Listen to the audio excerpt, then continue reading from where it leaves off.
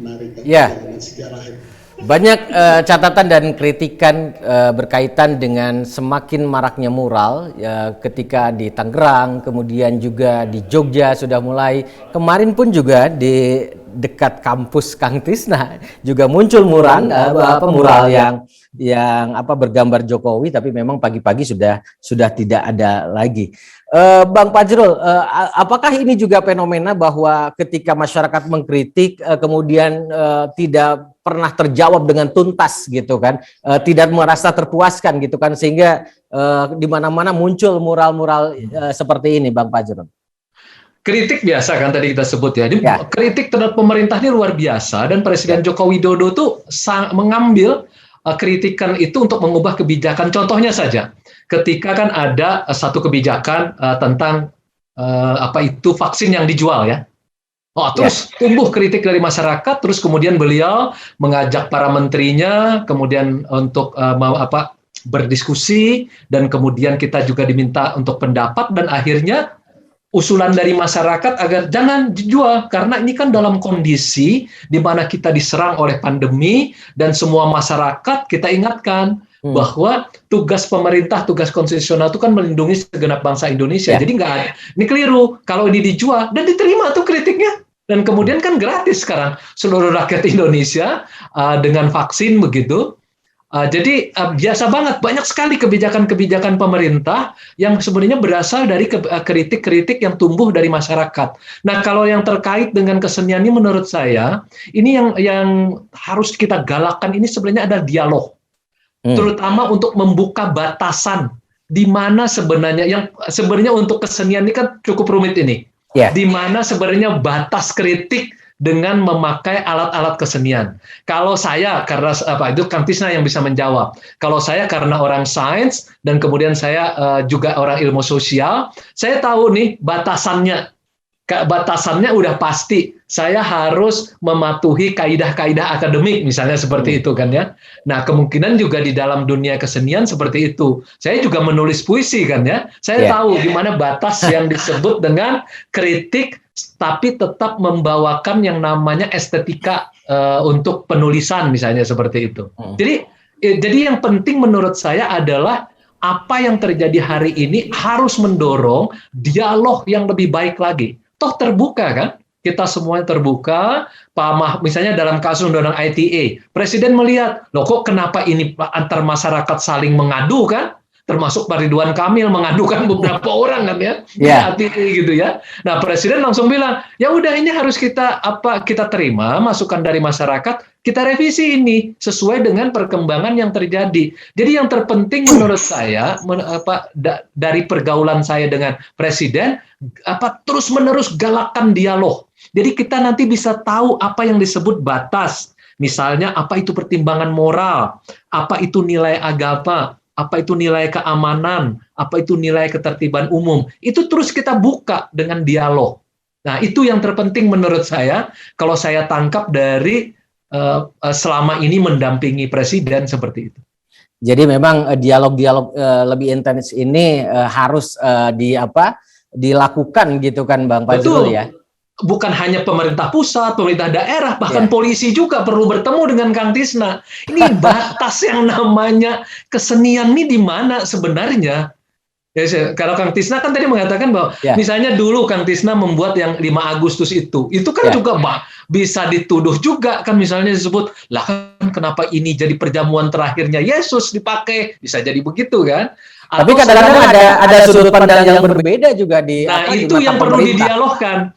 Karena itu kan diperlukan kritik, diperlukan dialog. Saya dulu tahun 87 dengan teman-teman ITB datang ke DPR. Teman saya Enin Supriyanto membuat spanduk.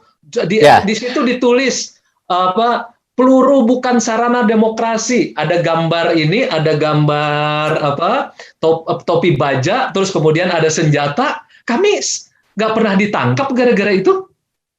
Padahal kami bentangkan di atas gedung DPR MPR sebelum 98 loh. Kami itu naik ke atas, kami bentangkan, judulnya itu peluru bukan sarana demokrasi. Mirip dengan seperti mural biasa begitu, tapi di atas kain.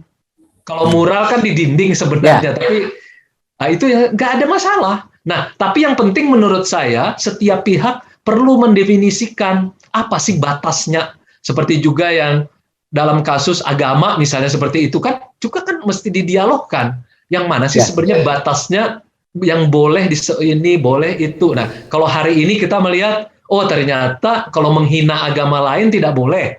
Nah, ditangkap kan ya? Ya. Nah, misalnya seperti itu. Memfitnah tidak boleh, mencemarkan nama baik tidak boleh, misalnya seperti itu. Tapi karena perkembangan masyarakat, kita harus terus melakukan dialog. Kita harus menerus melakukan kritik. Gak ada kritik, gak ada kemajuan. Bener. Gak ada kritik, gak ada kemajuan. Gak ada kemajuan. Mati. Mirip kuburan. Ya, tapi kadang-kadang katanya yang mengkritik yang oposisi itu selalu dilaporkan dan sebagainya gitu, Bang. Klarifikasi. Yang terjadi kan, nah itu yang terjadi di undang-undang ITE kan, saling melaporkan itu kan ya, makanya dilakukan revisi karena banyak sekali yang kemudian dianggap loh ini korban. Kalau kita melihat dari ratusan pengaduan dari undang-undang ITE tentang fitnah, pencemaran nama baik dan lain-lain, itu Presiden Jokowi nggak pernah melaporkan, nggak pernah sama sekali. Dari yang disebut Kang Tisna tadi, orang tuanya dihina, dia dihina atau segala macam. Bahkan saya pernah sekali ketemu presiden. Bilang, Pak, kan ada yang dikritik gitulah ya. Tuh presiden bilang, saya ini apa sih yang tidak disampaikan ke saya, sumpah serapah, kritik atau segala macam. Tapi tidak pernah beliau melaporkan. Lihat aja dari daftar yang ITE yang dipakai itu ya, nggak ada. Malah yang ada di sana tuh ada Pak Ridwan Kamil mengadukan orang gitu ya. Kemudian ada yang segala macam antar masyarakat. Nah ini yang sedang kita perbaiki sekarang ini. Jadi menurut saya dialog yang pertama, kritik nomor satu, lalu dialog untuk memperluas ruang. Iya, baik. Tapi tadi menarik apa yang disampaikan oleh Pak Fajrul, Kang Tisna. Batasan seni seperti apa nih dalam konteks mural ini gitu kan? Yang bisa dipahami oleh seluruh lapisan masyarakat bahwa ini sebuah seni gitu kan? Oke. Jadi saya kembali lagi ke seni mural ya. Tadi Pak Fajrul lebih ke budaya. Aturan dan sebagainya. Seni mural selalu dipakai ya dalam sejarah bangsa Indonesia. Jangan lupa. Tadi udah disampaikan juga oleh Pak Fajrul. Bung, ayo Bung, ada teks itu atau Indonesia Merdeka. Merdeka atau mati kan ditulis juga kan. Mengusir penjajah ketika kita ingin memproklamasikan kemerdekaan. Bahkan ketika reformasi menjatuhkan rezim Orde Baru, Fajrul dan kawan-kawan menulis KKN, bubarkan Golkar, ya, tolak KKN, terus tolak duit fungsi ABRI, dan seterusnya. Bertebaran di kota-kota di Indonesia. Nah, teks 404, tadi kan pertanyaannya ke sana, bahkan sangat menarik, sebab memiliki subteks, ya, saya fokus ke karya ini, ya. Dan terdapat lukisan dengan pendekatan tadi itu, seni lukis realisme dengan gaya realisme sosial baru. Nah, tindakan penghapusan, perusakan tanpa koordinasi secara kultural dari kedua belah pihak, ya, dari kedua belah pihak ya, tersebut menghentikan diskusi, dialog yang lebih kritis, membuat kita menjadi harus memilih pro ke sini atau pro ke sana ya. Nah, jadi pro dan kontra ini bukan menjadi sebuah pendidikan kritis untuk masyarakat. Bahkan kita khawatir tidak menjadi bahan pendidikan yang menjadi produk keilmuan yang kreatif gitu ya, dari kreativitas ini, dari proses kreatif seniman mural ini itu, dan juga buat pemerintah. Nah, jadi mural menurut saya merupakan subkultur. Nanti masuk ke seni lain ya. Mural merupakan subkultur budaya di ruang kota, menggantikan posisi seni tradisi yang sulit untuk berkembang di perkotaan. Ya, ketika di desa masih bisa misalnya membuat seni-seni seperti benjang, reog, wayang dan seterusnya. Di kota muncul seni-seni untuk kota seperti mural, performer art, seni konseptual art, jeprut dan sebagainya. Nah, ini budaya yang harus kita harus ada solusi, Bang Fajrul ya. Dari sini itu berorganisasi dengan baik gitu ya, juga dengan Kang Mardhani. Jadi bukan perdebatan pro dan kontra aja, sudah selesai kemarin-kemarin ya. Jadi solusinya saya setuju dengan Kang Fajrul ya. Aturan apakah harus ditegakkan dengan adil? Apakah melukis mural di dinding-dinding kota harus ada izin? Nah, menurut saya aturan harus ada. Nah, kenapa? Idealnya supaya kota kita tertata dengan baik. warga dan pemerintah negara supaya tidak bertindak sembarangan. Contohnya, ya itu tadi, kalau begitu jika kota ada aturan ya dengan adil serta disepakati bersama, maka bertahap tapi pasti karya-karya seperti mural tadi yang estetik dan kreatif tersebut tidak akan mengalami perusakan atau penghapusan, bahkan berakhir di pemburuan aparat kesenimannya. Ini semua menandakan bahwa kota negara jadi seperti barbar. Kebebasan berekspresi harus dihormati menurut saya dan dilindungi dengan cara kita buat kesepakatan bersama. Aturan itu seperti yang Kang Fajrul tadi sampaikan, kita patuhi ya karena ada dialog yang intens. Nah, misalnya ini ya ada solusi dari saya. Untuk depan saya akan membuat Bienal Mural Bandung, Kang Fajrul. Bienal Mural Bandung ya.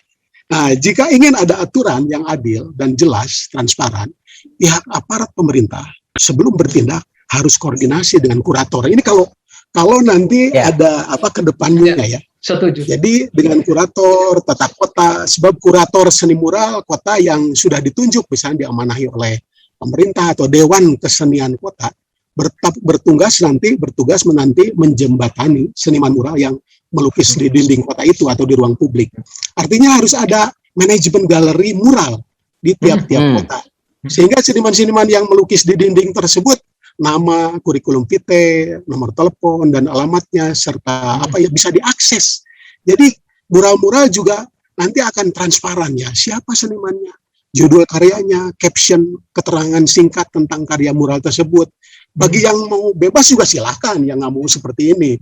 Ya, sebab karya-karya mural ya, termasuk karya-karya seni di ruang publik yang harus dihormati dan saling menghargai, baik pihak seniman, publik maupun pemangku kekuasaan. Nah, jadi idealnya mural-mural ini jadi karya seni yang sedang dipamerkan di sebuah galeri terbuka. Nah, jadi sangat menarik Kang harus Tisna, ada ya. aturan, Ya. harus ada aturan. Harus ada aturan. Harus ada Jadi aturan. kritik dan dialog itu seperti mata uang. Jadi nggak boleh. Karena hanya dengan kritik dan dialog kemajuan itu bisa dicapai. Kalau kemudian ada melakukan kritik tapi kemudian tidak mau berdialog, itu keliru. Makanya menurut saya pemerintah pusat, pemerintah daerah, kepolisian, Polres, Satpol PP harus bersedia berdialog untuk mencari batasan di mana sebenarnya ruang di mana ruang ini bisa kita kembangkan. Karena kalau ngikutin Undang-Undang 45 pernyataannya itu misalnya kayak gini. Pertimbangan moral, kita bingung juga, ini apa ya pertimbangan moral? Moral yang mana? Itu kan harus didiskusikan tuh. Betul. Kemudian nilai agama, apa nilai agama yang tidak boleh dilanggar? Apa keamanan tidak boleh dilanggar? Debat umum apa yang tidak boleh dilanggar? Karena kalau menggantung seperti itu, nggak bisa dijadikan alat untuk alat ukur. Jalannya adalah ruang publik, ada kritik, ada dialog, dan kemudian ada upaya untuk menjelaskan, ini loh batasannya. Nah, kalau soal nilai agama nanti Mardani lah yang bicara. Ya, baik. Nah, kalau itu saya bicara, jangan-jangan kelepasan juga nanti kan saya. Baik, kita akan tunggu Pak Mardani Alisera. Acara Inspira ini jadi mural kata-kata kan? Baik, Bang Fajrul, Kang Tisna, kita akan lanjutkan diskusi kita pada malam hari ini setelah beberapa informasi berikut ini.